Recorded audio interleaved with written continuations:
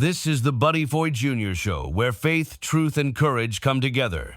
Join us as we explore life's deeper purpose and carry the torch of conviction. The show begins now. Welcome. Welcome to the Foy Jr. Show. I appreciate you being here. Quick favor, hit the follow or subscribe button. It really helps us grow the show, and it's such a blessing, and we receive that. Thank you. This one's going to sting a little bit, folks. And if you know somebody leading under pressure right now, send this to them. Okay, let's go. I'm not a quiet man. I'm tall, I'm intense, I talk with my hands. And when I believe something, I get loud. And the more I believe, the louder I get. And I coach leaders to stop shrinking. Get in the center of the ring, stand tall, own the room. Lean in. But here's what I've learned. Power without control destroys rooms. Strength is good. Intensity is good. Fire is powerful. But uncontrolled fire burns down houses. And I used to think volume meant conviction. Speed meant clarity. If I won the argument, I won the moment. But winning the moment can cost you the room. And it's cost me rooms. I've sat in boardrooms where one uncontrolled sentence cost months of trust. I've watched strong operators lose influence, not because they lacked vision, but because they lacked restraint. And that one hurts. Proverbs 16:32. Better a patient man than a warrior.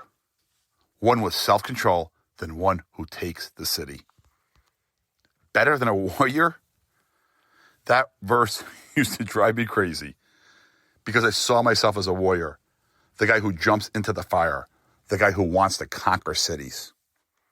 I remember standing on the top of the Empire State Building in my early 20s, just landing a job at the Macy's Executive Training Program in Manhattan, looking over the skyline. I can't wait to conquer this city. Back then, I wanted to conquer cities. Now, I want to conquer myself. In 1998, my first e-commerce company, I hired a publicist. After months, I asked him, what do we have to do to get noticed? He said, I need you to be patient. Oh, man. I looked at him and said, that's the one thing I cannot give you. I told him I would light myself on fire and run through Times Square if it helped. But patience, that one's impossible. Maybe I wasn't wrong. Maybe he wasn't wrong. Maybe what I lacked was containment. When someone challenges you, what happens? Do you lean in calmly or do you flare? When culture shifts, do you process or do you pounce? When someone disappoints you, do you correct or do you crush? 2 Timothy says, for God has not given us a spirit of fear, but of power, love, and self-discipline. Ooh, I used to love the beginning of that one. Not just power, but power, love, and self-discipline. For a long time, I checked two boxes. Power, check. Love, check. Self-discipline? That's where the work was. Fire gives warmth. Fire gives light. Fire cooks meals. But fire without structure burns down buildings. So what do? We build a fireplace. Discipline isn't removing the fire, it's containing it. Let me ask you something very hard. Do people feel safe around you? Around your strength? Or careful around you?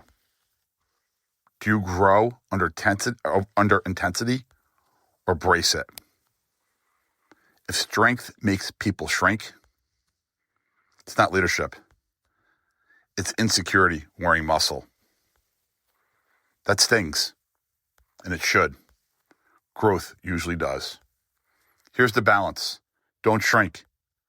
Start the fire. But don't scorch the room either. I don't react like I used to, and that's growth. I don't escalate just because I can, and I don't grab control because I feel pressure. I hold steady. And when you hold steady, rooms stabilize. When rooms stabilize, organizations move. And when organizations move, leaders get respect. Not feared, respected. And when you hold steady, the Holy Spirit gets the space in the middle. Your people stop being led by your emotion. They start being led by your stability. Are you shrinking or are you on fire? Either way, if you're shrinking, start the fire. And no matter what, build the fireplace. Don't shrink and don't scorch.